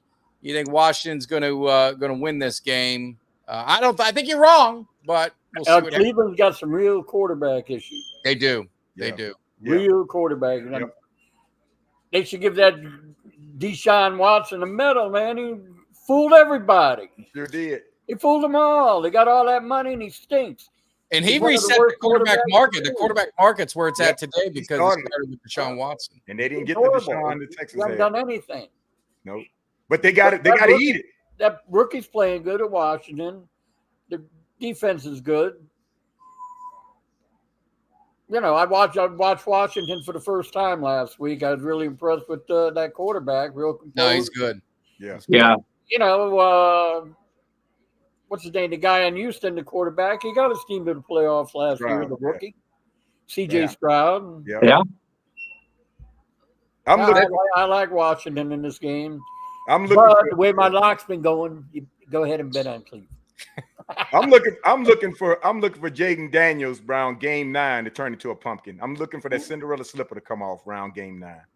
That's what I'm looking for. But I like to your old coordinator. When you play him, he knows all your players. That's right. Yeah, but we know his too. The difference on that team, I'm going to tell you this, and Kelly might vouch for me on that. Their offensive coordinator is the difference on that team. He's the one, Kingsbury. He's the one that has been the difference maker. Well, their defense stinks. Let's just go look it up. Their defense stinks. Their offense, what he's doing and what he's done with Daniels and the way he's working those weapons, he is the one that deserves a lot of the credit on the coaches staff. I don't know, Kelly, I don't know if you agree because you know him well. I do, and I will say this about Kingsbury is that he's always been an offensive-minded genius. And, and if you think about it, he's worked with, when he was in college, he worked with the Baker Mayfield. He worked with Patrick Mahomes. I mean, he had guys that that turned out they were great college quarterbacks. Obviously, Patrick Mahomes, we know what he is. But I mean, he's a guy that is very creative and then runs that similar, like it's kind of like a college style offense almost still. And it's very easy for a guy like Jaden Daniels to come in and understand the concepts and understand what it is that he's wanting him to do. It's not anything that's overly complicated, but it's also one of these, what a lot of these young offensive coordinators are trying to do in the NFL, and it's kind of trying to bring that more wide open style offense into the NFL. And honestly, I mean, if you look at it, it's worked great so far. I thought Kingsbury is always going to be a great offensive coordinator. I just think he got Arizona jumped all over that, made him their head coach. I thought that was going to be a mistake from the get-go. I thought he should have started at OC and then eventually worked to be a head coach. I didn't think he was ready for that job. But Kingsbury has always been a great offensive-minded guy. And, you're seeing what he's able to do with Washington and a young quarterback, and it's working so far. And it helps that he has a relationship with Daniels, that when Daniels is on the field on third down, and he did it 3 times in a row, and Daniels didn't say, Daniels just like, let's go. When it came fourth down, he said, no, let's go. And Kingsbury, the traditional coaches would have sat back and said, no, let's be a little safe. Kingsbury was like, let's go for it. 3 times in a row. Yeah. Washington went and got the first down. Yep. Yeah. No, obviously Jaden, he's doing a phenomenal job, and so far he's proven that he was the better quarterback out of him and Williams early on. I mean, it's still a long way to go. Let's, we'll give Caleb Williams an opportunity, but Caleb Williams was set up for more success if you believe all the free agency draft, how active they were in free agency. And free agency is no guarantee. I mean, look no further than your Philadelphia Eagles, and look how all their free agency, everyone is hyping their free agent signings up. Devin White has been disappeared. He wants out of there. He hasn't worked out well for them. The other cornerback, right, the one that's gotten burnt and got in trouble with Parsons and Slay's laughing at him and this and that, who they brought back, that hasn't worked out. So I saw some comment by our man Carl talk about how he, being some genius. Genius ain't looking too good right now, my man. Nope. Is it, that's the thing with free agency. You better get some good ones. They're all geniuses till they get their ass beat a couple times. Yeah. But it worked for them. It worked for them the year they went to the Super Bowl, because what I love that they did, their general manager and coach went out there during the season and knew as they were playing, we're good, but we need just one more here. And they did it, and that's the all in. They did it and got to the Super Bowl. But after that, some of the players, because they got that notoriety now, they can get them big checks somewhere else. Some of them vacated and went other places. And then the coach is no longer going out getting plug and plays. Now he's got to coach with what he has. And now that there's a little trouble behind it, now he's getting desperate. He's getting scared. He's blaming the other coaches. Him and Hurts don't have a good relationship at all. They are imploding. But that 1 year that he did that, and the general manager went out and got those plug and plays, that's what they played for. They played for that year to get to the Super Bowl, and it worked. And they look terrible. Absolutely. And I would say this too, and we'll see how it works out, but it's a long season. We'll see how it works out. But more importantly, the most important thing, and we're going to get into a Miami question that came up, but Carmenuch, upset special, Ole Miss, South Carolina +9, and they double down with Duke +7.5 at Georgia Tech. Any of you guys have any feeling? I mean, Carmenuch has been hot, so the South Carolina one, Ole Miss South Carolina one's the one that catches my eye. What do you guys think? I think both teams win the games. I don't see any problem with either one of those. Duke kind of surprised me how they lost, and both teams scored up in the 70s. I like, shit, I should have dressed out and went out on that field. You can score 70 points on me, but at least I would have been on the field and had the opportunity to say I played. But both of those teams, I can see them winning those games. I don't see an issue in that. Yeah. No, I agree. I mean, so he might be replacing it. Now, more importantly, there's one non-Hurricane fan in there, so I'm gonna ask Kelly, because it's non-biased, and I hear some people commenting. Kelly, did you watch the Miami game on Friday? And if you didn't, did you see the highlight? Did you study it? So, what is your thoughts? Any thoughts on that call that was a little controversial to some people? I don't think it was, but go ahead. No, well, okay, so non-biased person here, but so I gotta admit, man, I remember hearing you say it. I didn't see this call that everybody's been talking about. I was watching and I'm seeing the score and I'm seeing kind of where the score is at. I'm seeing you guys were down at halftime. I'm like, oh shit, these guys are gonna have to get it. So I'm trying to pay attention here, but at the same time, I was in Colorado, I was helping my uncle move. I didn't get to see it. So I didn't get to see this, so I can't comment one way or another about this. Well, I think I have the video. Do I? No, I don't have the video. Damn it, I got rid of it. I had the video of the play, the ball moving. Greg, I didn't get your opinion on it. What was your thoughts on the play? And then I want to ask Uncle Cheech to finish it off. What was your thoughts? Well, when the ball came down and it hit whoever it hit, I saw a little movement. So I'm in here screaming, it's no good, no good. But then this referee comes from the stands. He comes way over from the stands, and he says touchdown. And I was like, there's no way in hell. But then what got me was, oh, hell, they got to have overwhelming proof to overthrow it. And all it reminded me of that Ohio State game and that penalty. It pissed me off when I saw that. And I said, you watch them say the call stands. And then they showed the side view, and you could see the ball moving, and the Miami guy who touched it was out of bounds. And I'm like, this no good, no good. But I bet those referees are going to call it and say they didn't have enough to overthrow it. I was shocked, pleasantly surprised when they said it was incomplete. And it was an incomplete pass. Oh, 100% it was. But I just didn't, and I also didn't like the fact that Miami let that ball, that many people around it, somebody didn't try to swipe or something. Because I was like, come on, guys, you don't lose this game right at the last minute. That would have dropped us so far. It would have been. Yeah. But you need those games. And I got some good comments and I got bad. And I'll ask Uncle Cheech. Michael Irvin on the sideline, pumping his guys up. Some people say, why is he on the sideline? He should be on the sideline. These guys don't need to be pumped up. I mean, that's all just same old rah-rah BS. It doesn't work. Games of motion. Michael Irvin's pride for the team and love of the team. That's and he let those guys obligation. Go. That's the former players are obligated. That's right. To come back. That's Especially a fact Miami. of life in Miami. Yeah. Especially Miami. Obligated and I wish to come back and give their wisdom to the younger players.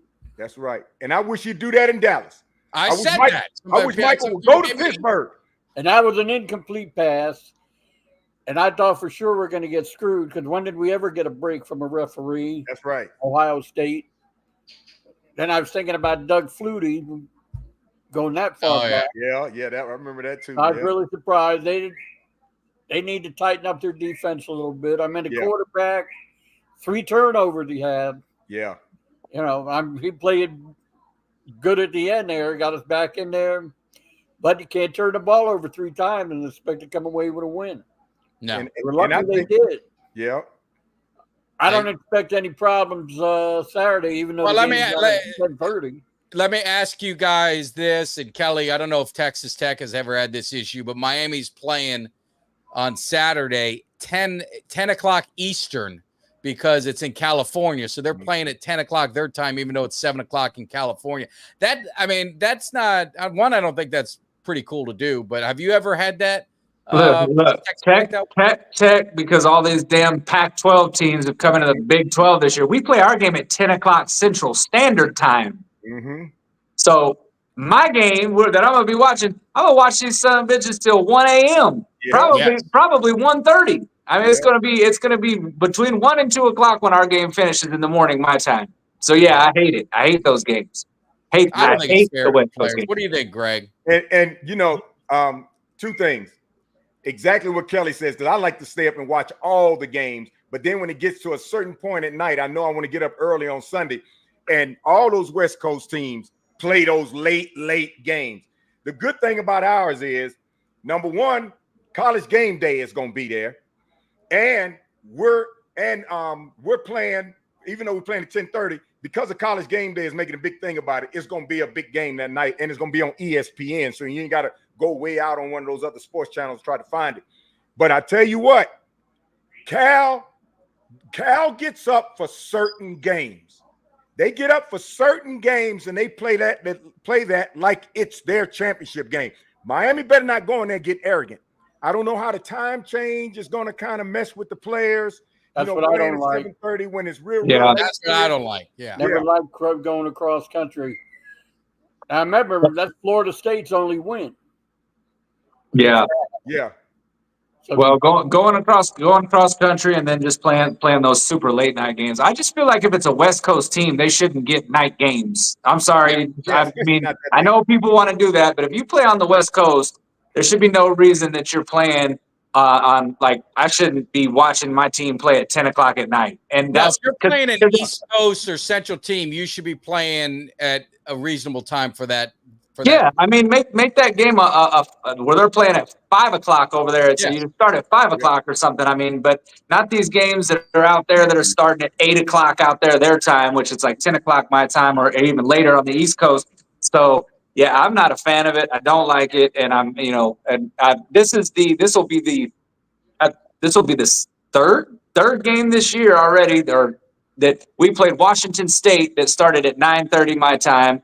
And then we had another one started at 9, and now this one at 10.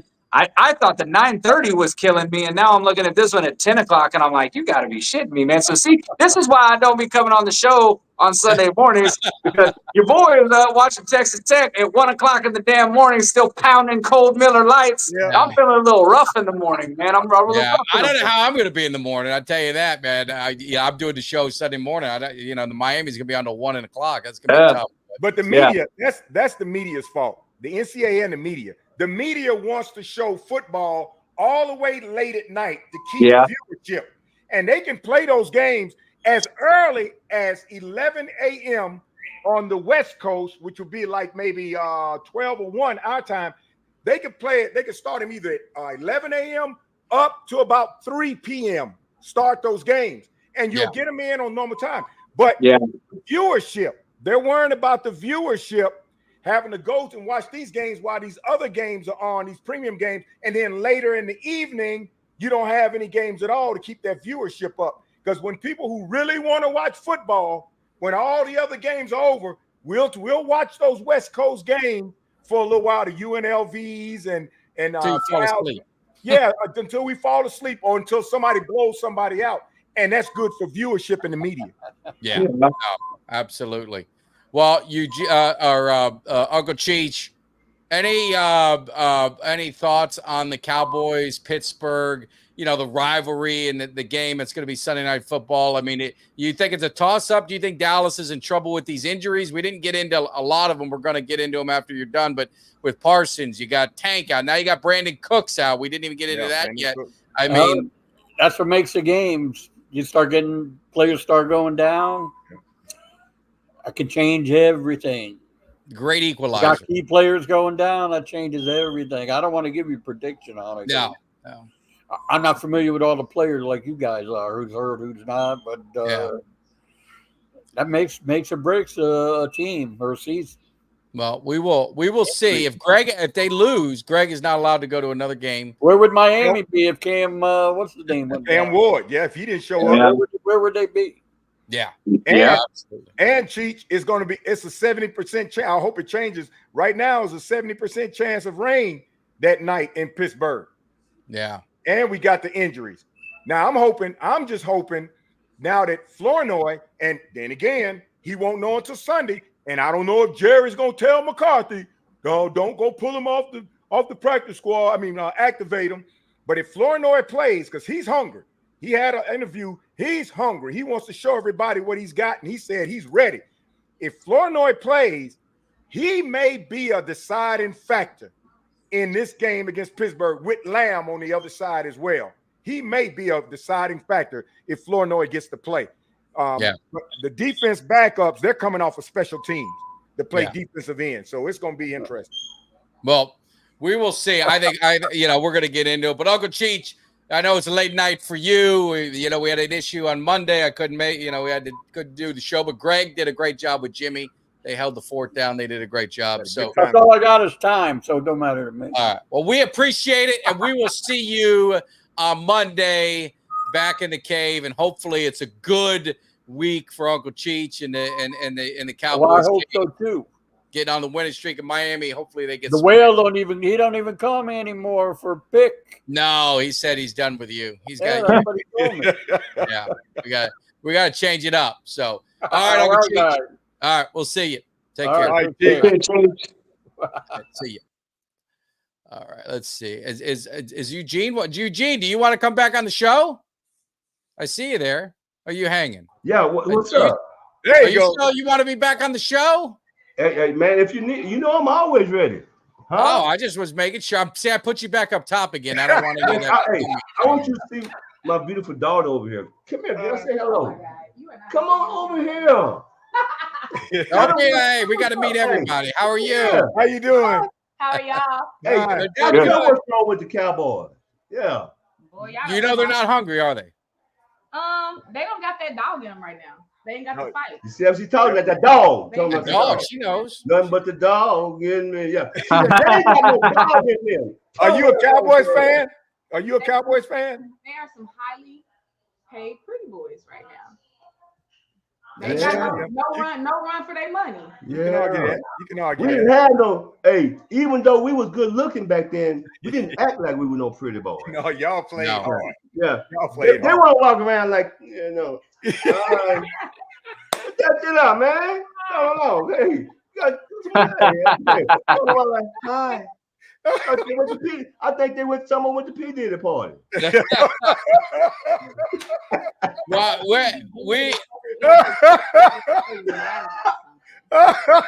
What you think, huh?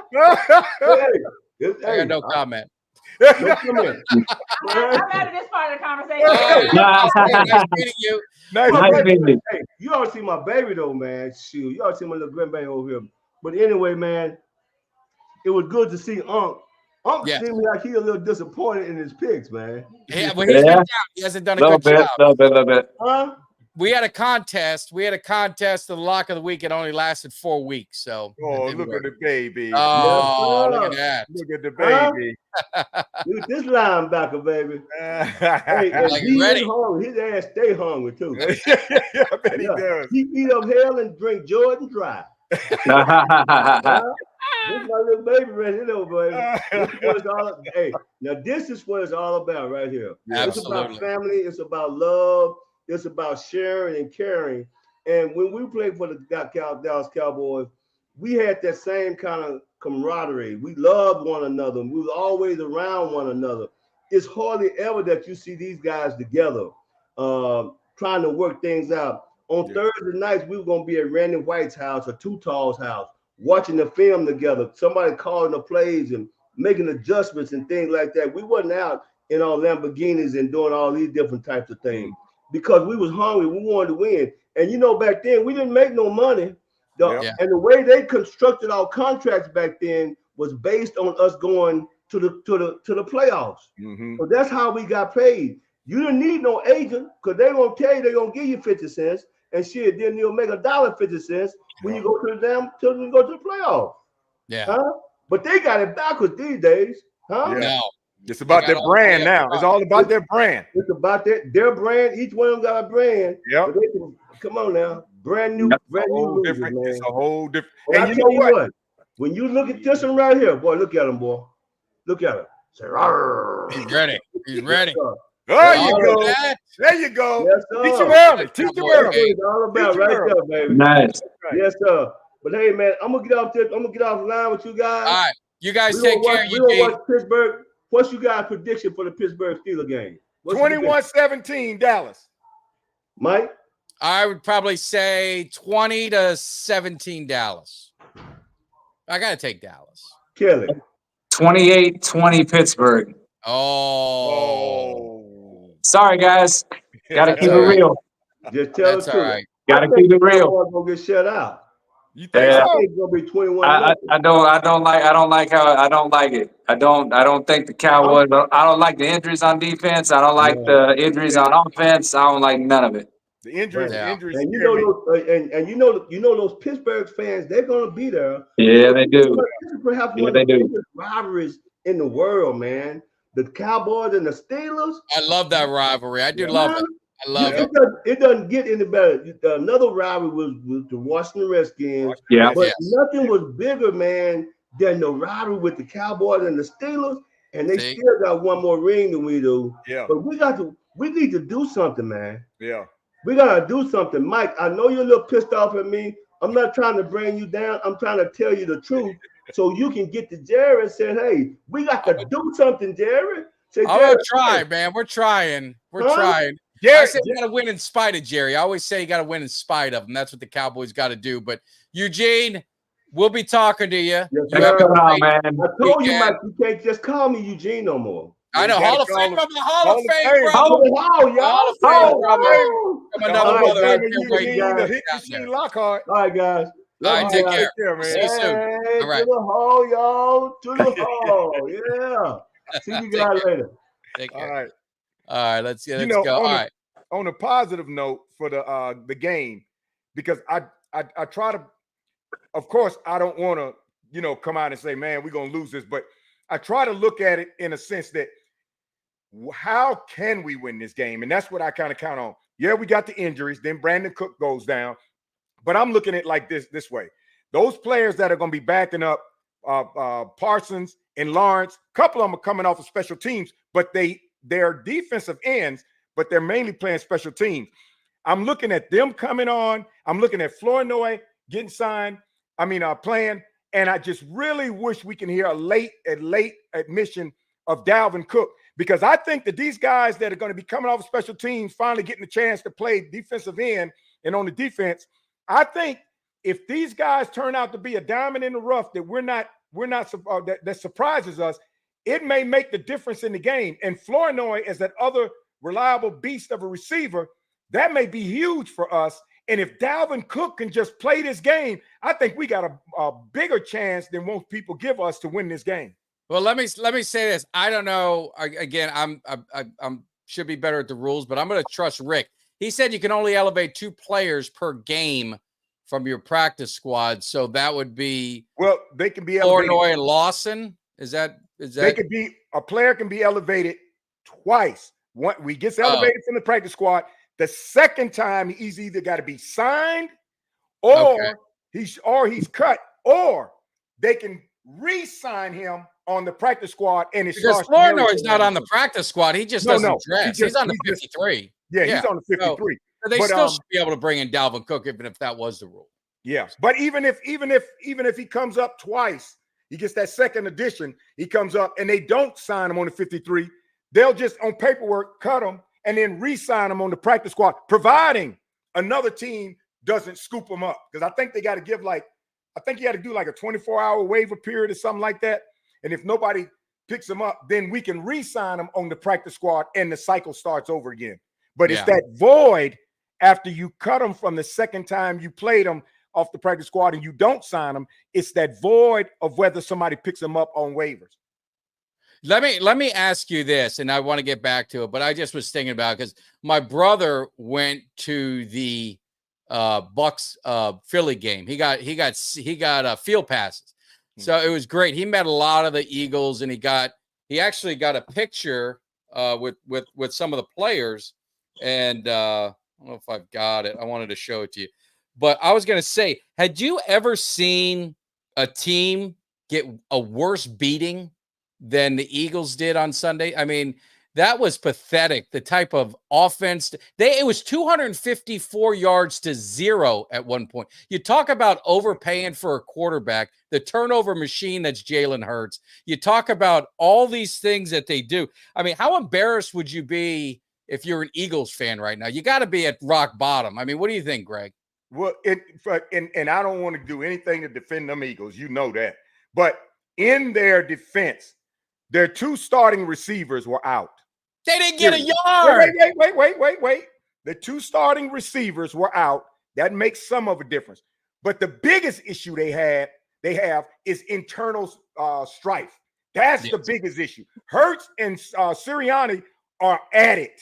They are at it. And Sirianni right now probably got the coaches standing behind him like Julius Caesar, waiting to stab him because of how he's throwing them under the bus. So there's turmoil in the Eagles organization, let alone the fact that their 2 starting receivers weren't in it. So I'm not shocked at all that they got beat down like that. Any team, totally humiliated. Their fans. My brother was telling me because he wore the Cowboys cave shirt, and he said the fans are saying Cowboys sucks. I mean, they still have Dallas on their mind and probably in their mouth. They always got the D all over, but they were just saying it was amazing. And then they all disappeared. He said the stadium was just like, it was full of all of them. And then they just left. They booed and then they just left. I mean, how embarrassing.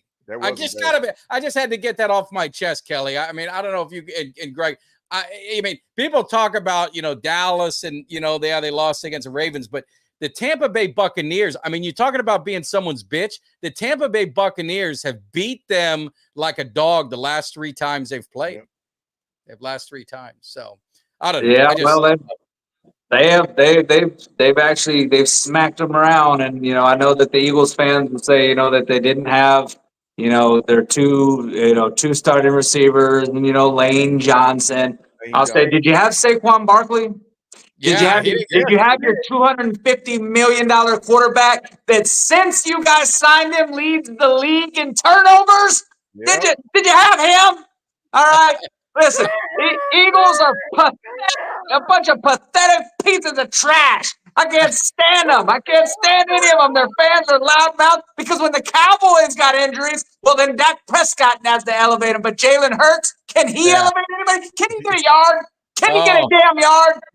Push that son of a bitch and get a yard. It was pathetic. I didn't mean to change the subject, but it just, I was thinking about it because my brother went to the game, but it was the best because he got pictures with like all these guys and he has the Cowboys Cave shirt on, which was, it was great pub. And, most of them were saying, man, I wish I could be a Cowboy. I sure wish you can you talk to Jerry? And we'll try, but you see, Jerry don't want to sign nobody. So there's nothing we could do. Yeah, but we could do but back to the business. So Brandon Cooks, he went in and he had a little cleanup or whatever happened in New York. And to prevent, meniscus or whatever the surgery, whatever he needed, it gets infected.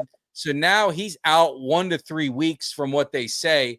So you're going to have Tolbert. I mean, is this Tolbert's time to be that too and prove himself? But you got Flournoy. Flournoy can get up here, and we've been trying to get maybe an opportunity. So could there, always, maybe a silver lining. We've had some struggles with some of the receivers. This is an opportunity for them hungry players to prove themselves. I mean, don't be like the Eagles guys and don't get no yards. I mean, Tolbert and Flournoy, this is your opportunity. You got to seize the moment there. You know what I'm saying? Yeah. Well, and I'll say this. I think that, Brandon Cooks was actually brought in here to kind of be one of those guys with a deep threat. He's always been one of those guys that kind of can be a deep threat, and he really hasn't been utilized as such. I would actually look towards Turpin in this game to get behind, to take the top off this defense, because Turpin, we saw a couple times last year that they can use him in a way where if he gets behind the defense, he can be one of those guys that makes one of those explosive plays. And if you look at this Cowboys offense through the first 4 games, we're not throwing the ball downfield. A lot of these throws are under throws. You're getting the easy, the over-mediates, the drag routes. You're getting CD to, that one long touchdown to CD. There wasn't a long pass, right? It wasn't a long pass. It was a pass that CD turned into a long one, right? So we've got to figure out a way to get a little bit more creative and kind of get the defense to not just be so kind of to get brought in, get these guys to respect the pass game a little bit. It'll make some of the intermediate stuff over the middle a little bit easier, because right now, Dak has got his receivers. He's throwing to these guys in the tightest windows that I've ever seen Dak throw into. I think I saw something the other day. Our wide receivers are at the bottom of the league in terms of separation between the wide receiver and the DB. It's basically non-existent. These dudes are glued to them. And I'll tell you this: in that Giants game, I was impressed because I'm telling you, listen, if Dak is not putting this ball on the money every time, these are interceptions. These are interceptions because these DBs are draped on these dudes. So we got to find a way to open the offense up, to get these guys open and actually create some more space. I think Turpin is a guy that I look forward to seeing in this game to see if he can do that. Also Flournoy as well, but I know that Turpin has that speed to take the top off of defense. We just got to kind of scheme him into that. But and the thing I would say, and Greg, get your comment, if they don't respect your run and you can't run the ball, they're going to play off and they're going to, That's the problem. It's still like a lot of the separation, it comes down to running the football, play action pass, getting them the bite. I mean, that's how Dak got a lot of his, those big throws. If you can't run the football and they're not fearing your running game, you're going to have a hard time throwing all over. The only thing I think they could do, and John Stevens, I saw Game Time Brian, if he's back, that would be nice too, because he's another guy that made some plays with Dak at the tight end, is you just got to go wide. You got to go 4 or 5 wide off the running game, and that's what I remember. New England did that to Pittsburgh that one year when Pittsburgh was a heavy favorite, were the favorites to beat New England. And New England opening night, man, they just went 5 wide and they annihilated. They didn't bother trying to run. They annihilated Pittsburgh that way. And I don't know if the Cowboys get to that point because they just can't run the football with any consistency. Yeah. Well, if they're not game planning for it, then they're just gonna go in there vanilla like they have been. And right now, Turpin with his speed, because I look for them to send Turpin out and up. He can outrun anybody on the defense, and then Dak just needs to throw it up there. But I don't see Turpin getting that opportunity a lot. And this game against the Giants, which kind of upset me, was Dak was relying too much on throwing the Lamb. I don't know if he was throwing the Lamb because the Lamb had pissed him off from the game before, and he said, I'm going to get the ball to Lamb. Every time I look around, he was defaulting to Lamb, and then they put him in the backfield, and I'm like, what are you doing? You put him in the backfield, you just conceded, and he's not going to get any yards out of the backfield. Throw that ball down in the Tolbert. Throw it to Brandon Cooks, and when Brandon Cooks does get the ball, he gets the ball. But you ever notice, it's not because Brandon Cooks isn't getting away. It's like Dak is automatic. I don't know if they call it in the huddle, but Dak is going to Lamb so often, it's predictable. And we need to spread that ball around. But Flournoy is taller. Flournoy reminds me of Gallup. He can get those kind of plays. If they utilize Flournoy, utilize his talent, we can have a big game against Pittsburgh. We can have a big game on the receiver edge with Pittsburgh. But you got to use all 4 of them. Turpin's got to be in there and getting those balls. Flournoy's got to get an equal amount. Lamb's got to get an equal amount, and Tolbert, but not just go to Lamb every time. Yeah. No, absolutely. I agree. The other thing is obviously the defense. And Kelly, you don't think they're going to be able to overcome the injuries because you got them losing. So I don't even bother to ask you. But who needs? All kidding aside, and I look, if you're asking me when I predict, I'm always going to predict with my heart. But if you ask me to put my money on the line, I'm not putting my money on this game. I tell you that. Yeah. I would defer it away. So, but. Who needs to step? Who needs to step up, and how can they fill the void? And I know Eugene said, well, they should have been more creative then, but I'm thinking, well, when you got Parsons and Tank, you're kind of settled with your pass rush there. But obviously, Mozzie, I think we all agree, probably played his best game of his career last week. You hope that he puts it into another game. I say Overshown can be your X factor. They can get him blitzing with his speed. Maybe you get Donovan Wilson at the line of scrimmage going in and getting some pass rush that way. You're going to have to be creative because they don't have the pass rush to do it on their own, right? But see, here's what I look at. Here's where I look at the positive part. They got Marshawn Nealon, Chauncey Golson, Tyrus Wheat, KJ Henry back, and Carl Lawson. I'm telling you, with that many guys who normally some of them would have been on special teams, some would have been backing up to giving D-Law some rest or Michael some rest. With those guys, knowing that between them, they have to be it. It wouldn't surprise me at all if these guys step in and they do a better job, not a great job, but they do a better job at the run game than what we've had, because these guys right here, they know they're playing for their jobs. They're playing to get back at that position in defensive end that they normally play. This could be a good opportunity for us to see and say, those guys, given the opportunity to play in those positions a little regular, they're doing a damn good job. And that's all we need is them to play half much better than our defense line has been playing. And then let our offense take over the game, because our offense is going to have to take over this game. No, the offense got to win. But Kelly, you found someone more optimistic than me, so there you go. So don't give me no shit. How do you? I mean, what are your thoughts on the defensive line, and how can we get pressure with them, or is Zimmer going to have to dig into a bag of tricks and use some of his other guys? So I think the way that we can actually get better is, do you remember, what's his name, Lattimore? Do you remember that movie, The Program? Yes. You remember Lattimore, the guy that kept juiced up. I think if we get him to give every member of the defense some of that juice he was taking, and we can do that, I think maybe we might stand a chance. No, I just listen. I think that look, crazier things that can happen have happened. I just feel like in order for the Cowboys to win, they're going to have to basically do what they did last week against the Giants. And the thing is, that was against the Giants. And I don't know that they'll be able to continue that against a better skilled team. I feel like Pittsburgh, just better skilled players. I feel like all around when you got the players, when you look at their roster, I think they're better.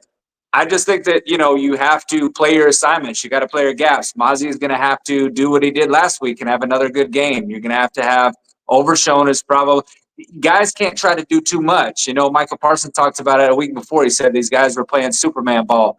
And he said, you just got to do your job. You can't try to be Superman. And that's basically what they got to do. They got to go out there and you do your job. You go out there and you play your gaps and you play your assignment and you do that. If you do that, you'll be fine. But the thing is, we cannot, as the defensive line, they can't allow themselves to get pushed off the ball. They can't allow themselves to be playing into the linebackers' laps, because then it makes it harder for the linebackers to shed their blocks. And then those running holes open up, and then that's when you get those, 15, 20-yard runs. And, it's just, I know that there's some optimism from some people that I saw a couple of people in the chat was saying something about, hey, maybe with Michael Parsons out there, maybe this team plays a little bit better. I don't see how that's possible. I don't think you take a guy like Parsons off the field and get better. I just don't see it. So I don't know, man. This defense really is just going to have to play, basically flawless football, in my opinion, to win this game, because you're going to need this defense to get better than what they've shown throughout the first 4 weeks of this season. I just don't know that we got the personnel to do it at this point. I mean, you're hoping on a lot of things in order to have this defense play better. And I haven't seen it. I haven't seen anything out of them yet to show me that, but maybe Sunday night there will be a little magic there in Pittsburgh, and we can channel some of the old school Cowboys, and maybe they'll surprise me. Well, no, I mean, I don't want to. The Pittsburgh Steelers, this isn't like some world. We're not playing the Kansas City Chiefs, right? I mean, Justin Fields is a quarterback who I'm a Justin Fields fan, but he has his struggles. And I think if you can put the ball in his hands and make him throw the ball, I think that bodes well. Their offense is ranked 17th. The key to them is their defense. Their defense has been solid. Yeah.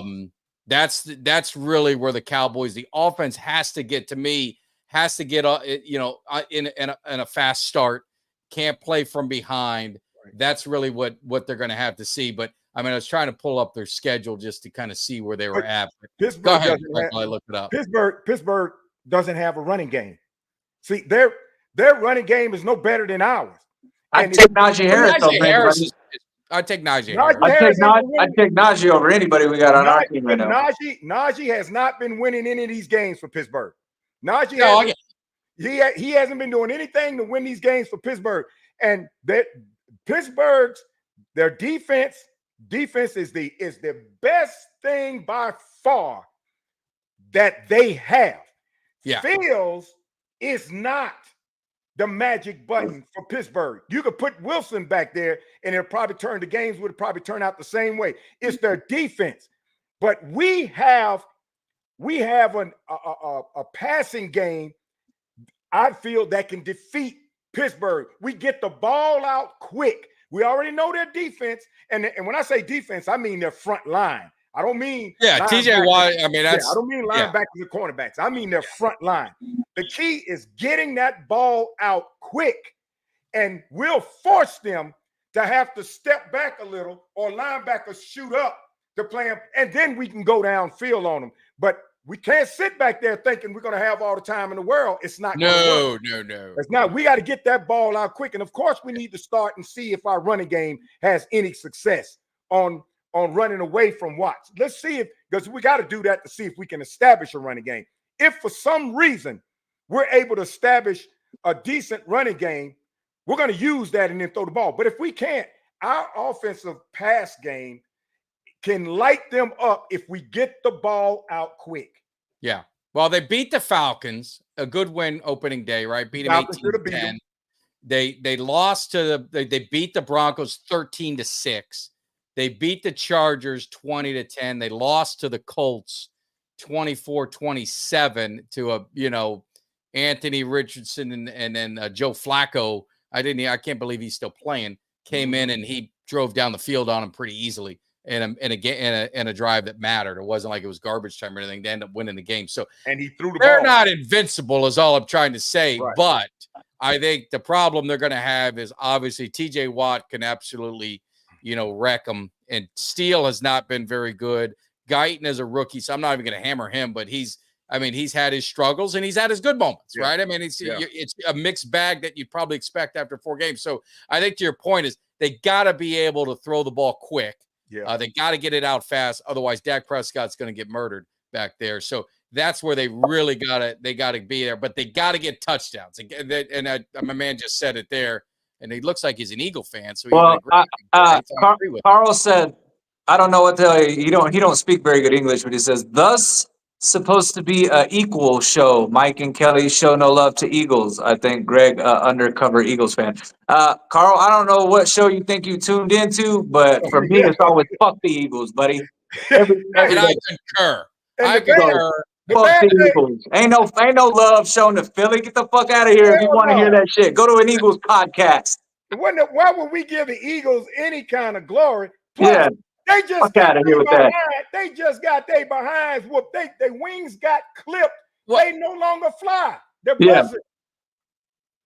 And if Carl and these Eagle fans would have listened to me, I live in Tampa. I told them how the game was going to work out. I said the Eagles are going to gas out by the second quarter. It is so hot and humid down here, especially after that hurricane. I said there is no way in hell they're going to survive. And what did you see? They quit.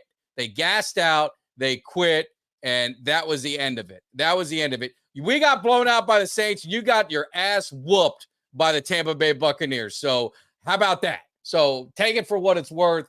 It don't matter. We're both 2-2 the last time I checked. So you ain't got shit on us, and your beating will come very shortly. Just remember that. So anyway, and really they should be 1-3. Had they been playing Green Bay in an American stadium instead of a soccer field, Green Bay would have waxed their ass again, and they'd be sitting at 1-3. So and hadn't it gone that's just low, the way it is. That's the 4-0. reality of it. That team is in self-destruct mode as we speak. Couldn't get one freaking yard. It took them till the second quarter, middle of the second quarter, to get 1 yard in a football game. That's right. Hey, the new Eagles cry. And we played Tampa. Last time we played Tampa, we whooped their ass in our stadium. That was last year. The last time we played Tampa, we put Tom Brady in retirement. The last 3 times you played Tampa, you got dog walked every single time. So quit talking about Tampa. You don't want none of Tampa. You don't want no more. And you must love the Cowboys because look where you're at tonight. Look where you're at tonight. Oh, but anyway, it's gonna look. Let's make no mistake about it. The Cowboys. I agree with you, Kelly. Things gotta go. You're depleted. You're a wounded animal. So you got 2 things to do. You either come out fucking swinging, and they're gonna have to come out and attack and help their defense. Offense has to help the defense. They're gonna have to really help them this time because the defense is a wounded animal, and they're gonna have to get it going. But I'm just, we're gonna see what happens. Next week we'll worry about next week. That probably not gonna look so hot. That's gonna be a tough one, Kelly. That's gonna be tough. Yeah. But if they could get this game, win this game, it's very important. You can win a road game, And then you come back, Maybe you got 3-2. Detroit. I mean, you just got to figure it out. Then you get the bye week. I think you get Parsons back. You got Cooks back. Maybe if they make a move, which I think we all probably agree they're probably not going to make any moves. No. But if they did, there's a time to do that. Dalvin Cook. I mean, you start kind of getting some things together and, get ready for that schedule, the way the schedule plays out, get ready for that I think run. we win. I think we win. Pittsburgh fans are scared. My brother is nervous. Is he nervous? Yo, yeah. He already came out on Facebook this week saying he thought he was slick, saying, oh, man, we got 2 major injuries. And he said, we played Dallas. I sent back, I said, Mike, don't try that trick. Everybody knows what you're trying to do. You're trying to make excuses in advance about Pittsburgh if they lose. And then Warren, another Cowboys fan from Birmingham, he came up and said, Mike, don't try that. Everybody has injuries. We got major injuries. Y'all just going to get beat in your own damn home, and you know it's coming. That's why you're trying to make early excuses. We're going to win this game. We're going to win this game. I like it. We're going to beat Pittsburgh. Watch. We're going to beat Pittsburgh. Watch. Well, let's get into the great. They got 6 rings. We got 5. Philly's got 1. And they ain't had one. They ain't had one since the last time we beat them. So yeah, I mean, you might have walked into that with my Eagle fan. They're gonna go compare rings. I mean, yeah, who's ahead of us, Kelly? Pittsburgh and New England? Yeah. Pittsburgh, New England. We're tied Yeah. with 49ers. Eagles have lost more Super Bowls than they won. Oh God. Yeah, You know what? It's funny though, because Carl is like the broken record. He keeps saying 1996.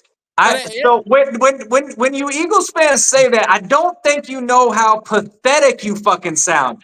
It's been 30 years and y'all still 4 behind us. And it's only got 1. And it's been 60 years, and they only got 1. 30 years. 30 years. 30 goddamn years we done gave you guys to catch up, and you still lack us in playoff wins, playoff appearances, Super Bowl wins, Super Bowl appearances, head-to-head, division titles, NFC East titles. What do you want to do, man? I mean, you sit here and say the same thing like we don't know that, but you still ain't caught us. You're sitting at the damn kiddie table over there. It's like Thanksgiving. The adults sit at the adult table. We get adult beverages and we eat. You kids are at the kiddie table. That's what you Eagles are. You at the kiddie table. We ain't even looking back at y'all. Y'all can't sit at the same table with us. Hey, Carl, I know what he's doing. Carl came on our show so he can look at what they don't have.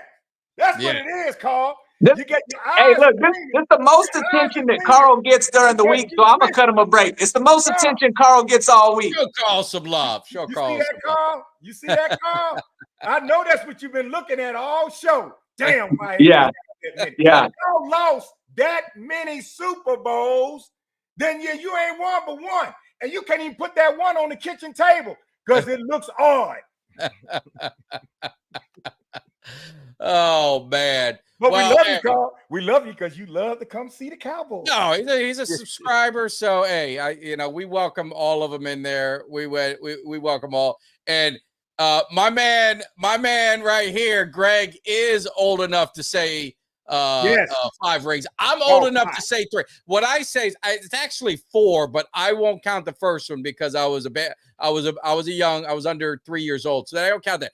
So I always say I've got 3. And I've seen 3 as an adult, as someone I remember him fondly. I remember him well. Kelly, I believe, is in the same boat I am, just a little, maybe a hair younger than me, but he remembers the 3 well. So you got 1. So 3 is better than 1. So if I die and only see 3, it's going to be better than you died and only see 1. Hopefully, it's a long life we both have.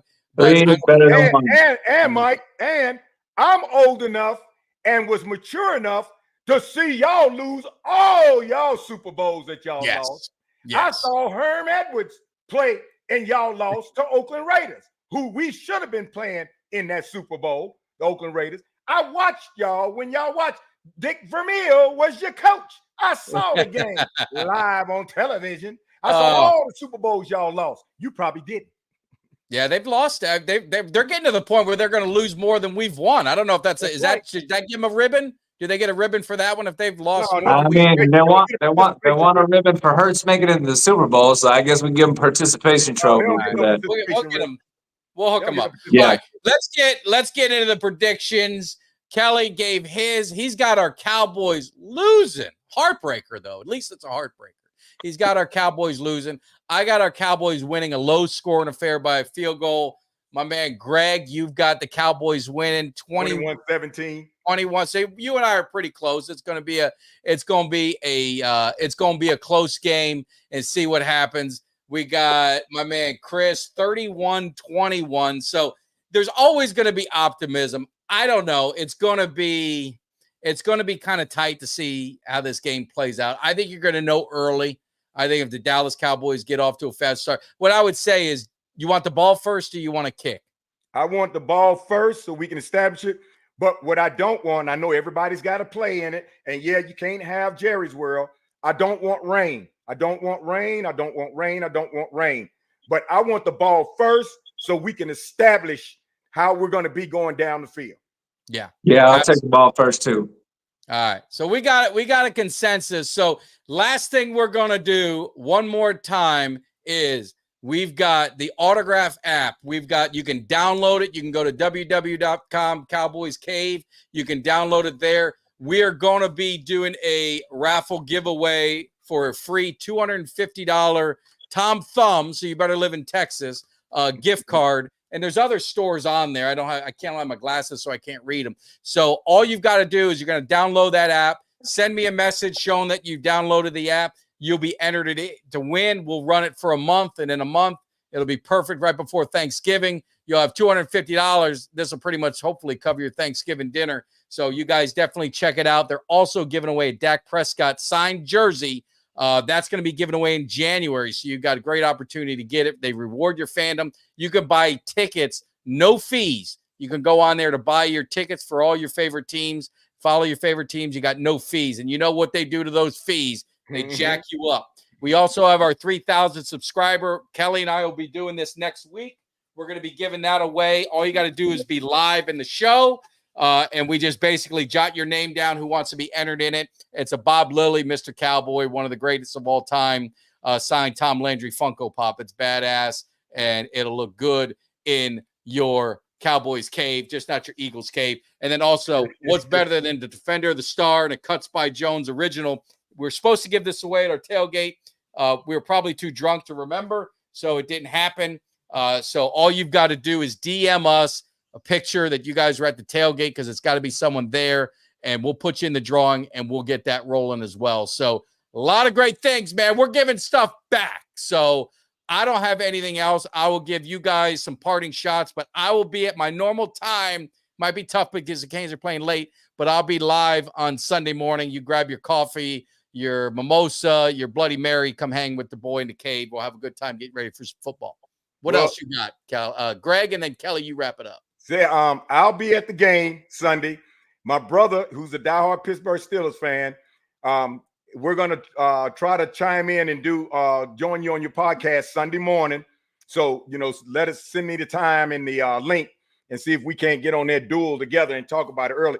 I'm going to try to go to the stadium Friday so I can do one of our hype videos at the stadium on the battleground to be, and I'll be there watching the game, and the Cowboys will win. So I will be wearing my victory shirt that I have just like Kelly's. I'll be wearing that on the flight back home. I'm wearing Cowboys gear flying there, and I'll be wearing the victory shirt on the flight back home. So Pittsburgh Steelers Nation and Mike, my brother, I'm coming. And it's going to be a sad weekend for you. So get over it. Well, you let it happen. Kelly, send us home with something to get us feeling maybe better, maybe sad, whatever you want to do.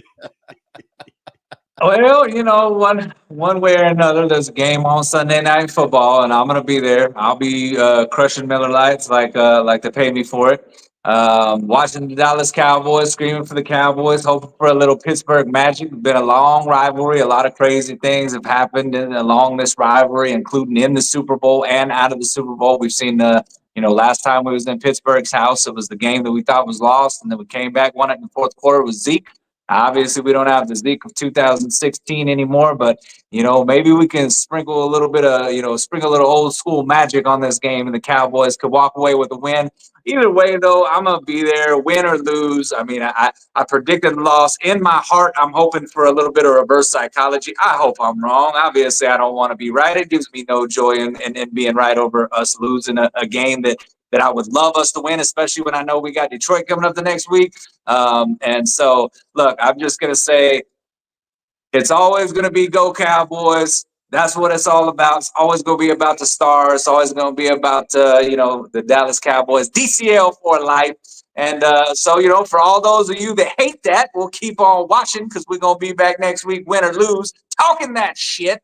And you don't have to like it, but you will learn to love it, like my boy Mike Tag said. Now, can you dig it? See ya. Take care. Give me somebody that's hungry. Give me somebody that's hungry. I